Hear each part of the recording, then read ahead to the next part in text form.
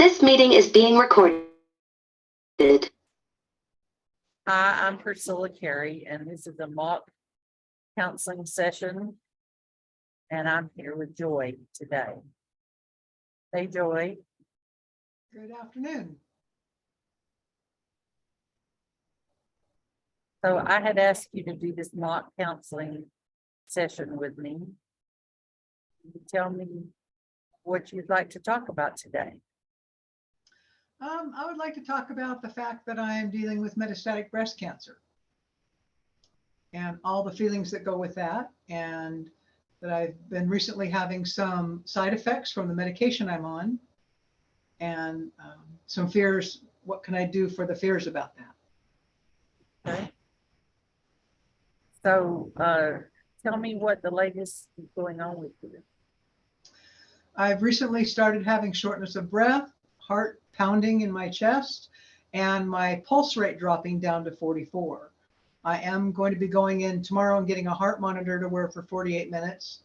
I did go see the doctor yesterday, day before yesterday, and they did an EKG for 16 seconds, which showed my heart was normal at that time, and I was having no symptoms. So now I get to wear this heart monitor for 48 hours, and hopefully the symptoms will show up. They've showed up every day so far. So you had wanted to talk about the feelings that you're dealing with about all this. Yeah, I'm having a lot of fear about it because the heart runs the whole body, and what if something's really wrong with my heart and it suddenly stops is a thought I had. Probably not a very healthy thought to have, but and how I can deal with the fear of all that, and the fear that because the cancer is growing again, and the current medication, they just added a new medication 4 treatments ago, which are every 3 weeks, and that is not stopping the growth of the cancer, and it has spread from the left side to the right side of my body. And I have fears about dying from it. So talk to me about the feelings that you're having. It's very scary to be out of control. It's very scary to know that I'm not, the first word that popped in my head was omnipotent, but I know I'm not omnipotent, but that I'm not going to live forever is a better way to describe it. And I thought I was okay about the fact that we can all die I believe that we all die when our time comes. And I also believe that I'm not going to die 1 minute before it is my time. But yet there's still a lot of fear when you're involving a disease that can kill you and side effects that can kill you. And it's like, oh my gosh, how do I deal with this possibility of death? And I start thinking, oh, I should get up and start getting everything ready just in case. And I'm not able to do that right now either, because I'm very sick from the illness itself and from a lot of fatigue, and I don't have a lot of energy right now. So I do have like a will in place, and my husband and I'm married. My husband and I talked about it, about what after we both would like to get cremated when our time comes, because we don't know who's going to go first. It is a possibility that he could go first, which is one of my biggest fears also. I have a lot of fear going on today. And, but we talked about that we both want to be cremated. And I said, so what would you do with my ashes if I didn't have any specifics that I wanted done with them? And he said, what I'd like to do with your ashes is go to Cannon Beach, which is my favorite beach in the world, and rent a plane, because you're not allowed to legally dump ashes just in the ocean. You have to fly it 2 miles out or take it in a boat 2 miles out. He said, I would go rent a plane and dump the ashes out like they did with your Aunt Evelyn. So you'd be out there, ashes with her ashes. And then you can flow, part of your ashes will probably flow into the haystack rock that's at Cannon Beach. And I started crying when he's telling me this. He said, and I will call your son and ask him if he wants to go with me.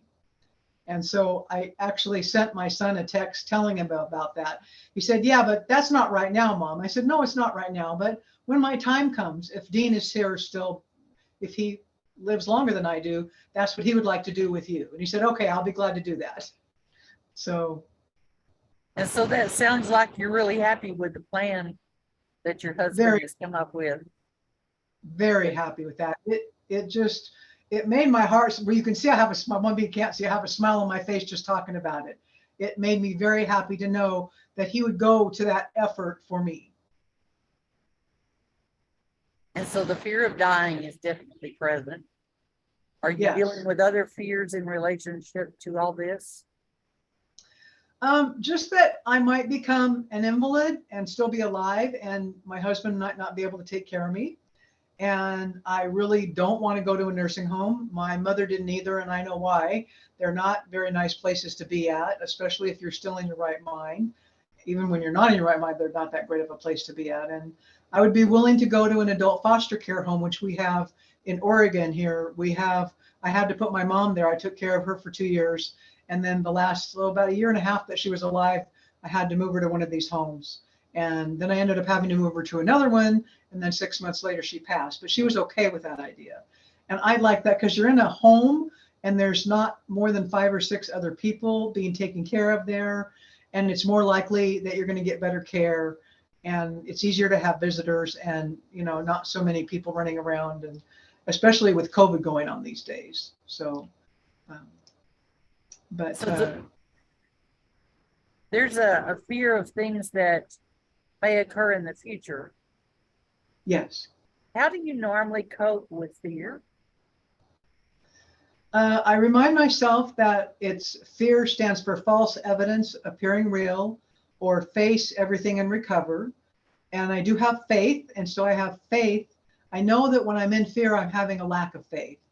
And so I try to turn to my faith, and I'll say a prayer or do some meditation or talk to friends or people about my faith and get reassurance. I have a church that's online that I've been watching, and I actually contacted them this morning and asked them to pray for me. And that brings comfort to me. And I have a lot of friends that are also praying for me as well. And so sometimes I will talk to them about it and about the fear of it all. Because I know when I'm feeling fear, I'm not staying in today. And so that's the biggest thing I can do is get back in today. Early on in my life, I learned how to disassociate from my body, where I would just go other places in my mind and not be here in my body, or having other thoughts instead of what's going on here and now. And I try and pull myself back into this moment. And in this moment, I'm here getting to talk with you and work on my feelings. And it's a beautiful day outside. I still have a home to live in. Lots of people don't these days. I still have a wonderful husband, and start my gratitude list. And that oftentimes helps. So what other ways do you spend your days that are encouraging and strengthening to you? Encouraging and strengthening. Probably going to my 12-step meetings. I belong to a 12-step program, and it helps me greatly. Calling people on the telephone, because after I get my infusion that I do every 3 weeks, I can't drive for that first week, and then sometimes into the second week, and I don't have a lot of energy right now anyway, so going out very often, I can do one thing a day, sometimes every other day on my 2 good weeks, and so I'm very limited. So I mostly talk on the phone to people. I talk a lot on the telephone, and I watch too much TV, and I read books, and I have one little game that I play on my tablet to distract when I want a distraction, and just to be relaxed for a little while. Do you have animals in your life? I do. I have 2 cats and 1 horse, and I'm so fatigued now, I'm not able to see my horse very often. My husband and my next door neighbor feed him for me, and he's well taken care of. And there's horse therapy that they have for people, because horses are very healing. And so when I haven't ridden him in a long time, and he's fine with that. And so I just go up to the barn on days that I can, and sit on a stool next to open his top stall door up and sit on a stool. And he'll actually come over and put his head right here by me for a little while. And he'll let me hug him, and he lets me kiss him on the cheek and on the nose. And sometimes I'll stand up and hug his neck and cry on him. And he is very healing. And my cats are also a great comfort to me. They'll come and sit on my lap during the day. And there's an energy healing I learned when I was working called Reiki, Reeki healing. And it's an energy that comes through the top of the head and comes out the palm of the hands. And I send it to myself, like my heart when it starts pounding. And the cats, I've read, cats also give us Reiki healing. And so I'll tell my husband, when the cat's on my lap and if he's home, I'll say, and he'll ask me to do something, and I'll say, honey, can you do that right now? The cat's giving me Reiki healing. And he'll laugh and say, of course, I wouldn't want to disturb the cat. And he's the same way. When the cat's on his lap, he also will say, honey, can you do that right now? I've got a cat on my lap. And I sometimes if I'm able to, I'll say yes. And if I'm too tired, I'll just say, well, I'm sorry, we're going to have to disturb the cat this time because I just can't do it right now. But I work at doing what I can do and being very grateful for these 3 animals. I don't have a dog anymore. I haven't had a dog for 3 years now. And my husband's not a dog person. He's a cat person. He's not a horse person, but he sure takes care of the horse well for me. And I'm glad that he allows me this luxury, because a horse in this day and age is a luxury because they're very expensive. And I chose to have a horse rather than to have a retirement account, literally. So, and 5 years ago, when the cancer went metastatic, I offered Dean, I had 2 horses at that time.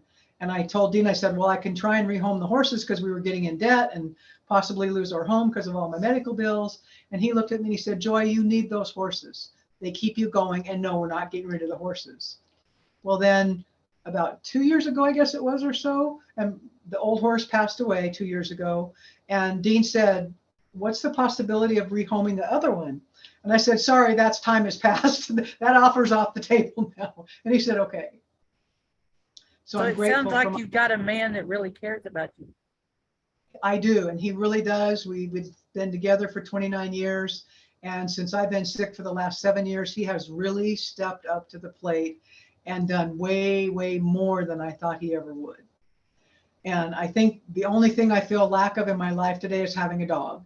And because I can't take care of it, and he doesn't feel up to because he still works full time, he doesn't feel that he could take care of another animal, not even another cat.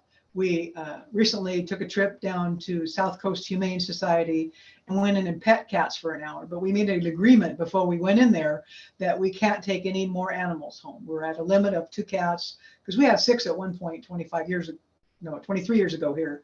In the first year we were here, we ended up with 6 cats, and we juggled them around and took good care of them all. And then a couple years later, we decided this gets real expensive, especially when the vet bills start. So we natural attrition down to 2. And we made a verbal agreement that we would stay at 2. And there was the cutest yellow cat that kept getting in my lap in the cat room. I pet him and loved on him. I put him down and he up in my lap again 3 times. And I said, okay, while I'm here, you can sit in my lap and I'll love you. And you keep being this sweet and lovey and you'll get someone to take you home really soon, which was fun too. So you mentioned earlier that one of your main concerns is the concern that this cancer is going to continue to spread and that it's going to cause you to die or to be seriously disabled. Want to talk more about the fear you're having about that? I think the biggest problem with my fear is I'm not trusting my faith, because years ago when I left my first husband, he had been trying to get me out for 2 years. He'd been out of the marriage for 2 years. And I said, okay, God, I'm going to step off the cliff and let you catch me. And since that day, I have not gone without food in my stomach, clothes to wear, a roof over my head, or a car and gas to get to where I need to go. Not one day has that happened. I've gotten real close to it, but it's not ever happened. And I didn't have a place to live when I left. I didn't know. I was working part-time. I was going to school still part-time.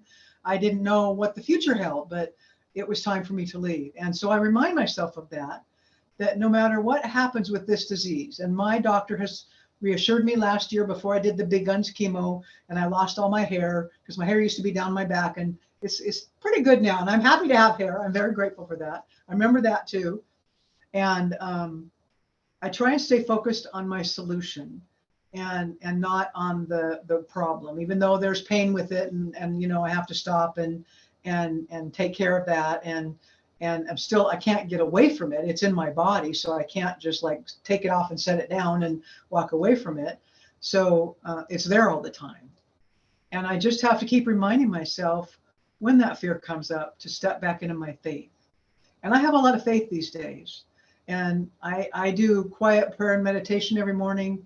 And one of the things I ask my creator is to let me shine your light and love out into the world. And as I work on shining that light and love to others, it helps relieve my fear because I'm being useful. And when I'm useful, it helps me feel like I have a purpose, even though I'm not working, even though my husband's gone all day. yeah, even though he has to most of the time to come home and to cook dinner because I'm too exhausted by the time he gets here, I'm still okay. And he said, Joy, I will keep you here with me as long as I can. And he's actually planning on retiring in 3 months so he can be home more and would be able to do that if I had the necessity. But again, I have to remind myself that's not today. Today I can still get around on my own. I can still get to the bathroom. I can still once in a while drive my car, and I can still I have a hard time walking around the grocery store except maybe once a month. And my husband's willing to let me ride into town with him while he goes in the grocery store now. And if I feel up to going in, he's more than glad to let me go in or go in with me if I feel like I need help. And he's been a great support. It sounds like underneath it all, no matter what you're going through, you've got a feeling that it's gonna be all right. Sometimes the fear gets the best of me and I'll sit down and have a big cry. But yes, I remember that foundation that I have. And I like that, thinking of that foundation. I didn't think about it that way before. That's a good one. Thank you.